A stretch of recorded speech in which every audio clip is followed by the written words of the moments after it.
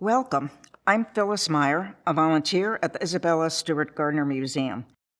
Thank you for joining me as I spotlight Self-Portrait, age 23. This is just one of many intriguing portraits here in the Dutch room on the second floor of the Gardner. This vertical bust portrait of a light-skinned young man, done in oils on oak panel, portrays the Dutch artist Rembrandt van Rijn at age 23. Painted in 1629 by the artist, it is one of the earliest self-portraits by this young man, who later famously would become known simply as Rembrandt. He poses against a mysterious green background that starts dark at the bottom, gets lighter mid-canvas around the artist's face, then darker further up the canvas. No furniture, draperies, or other props detract from our studying the artist's facial expressions and clothing. Rembrandt looks directly at us, his upper body turned to his left, but his face turned so that it is centered. He has curly brown hair, ending just above his shoulders, a mustache, slightly parted red lips, and a short beard. The beard, though, is barely visible because his left side is cast in shadow, almost obscuring his chin. However, his right cheek and shoulder are in bright light. Indeed, very dramatic lighting for a portrait. Rembrandt is elegantly dressed in what we might assume is the high fashion of the day.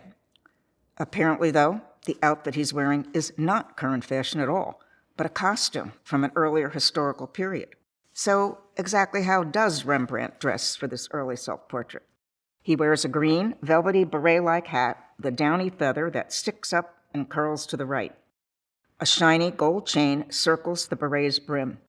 The chain is inset with round, smooth, reddish gems that reflect the light and disappear into the shadow of the brim.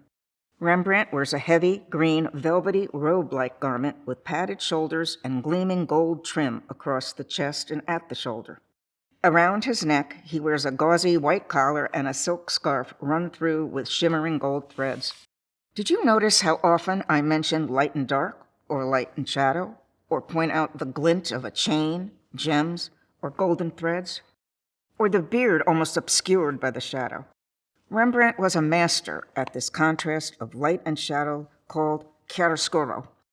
This technique creates mystery and forces us to look more closely at the details of the painting and to confront the artist's wide open and steady gaze.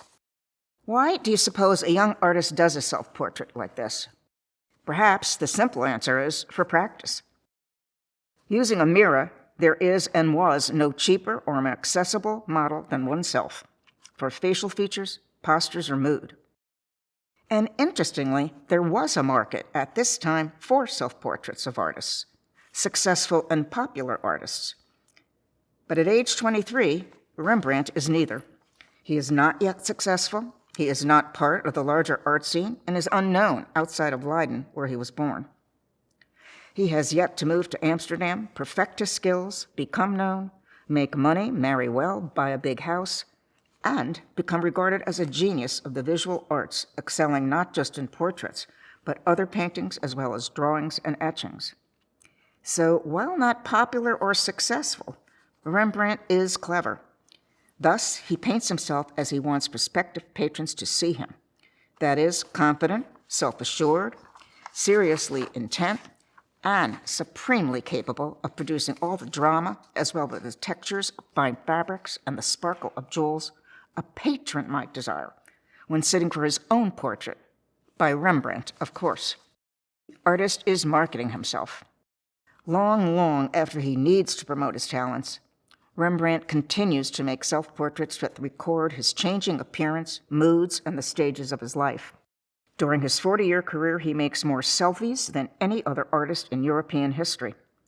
Of more than 100, 80-plus of these survive to document the life of the widely acknowledged master, Rembrandt, the greatest painter of the Dutch Golden Age.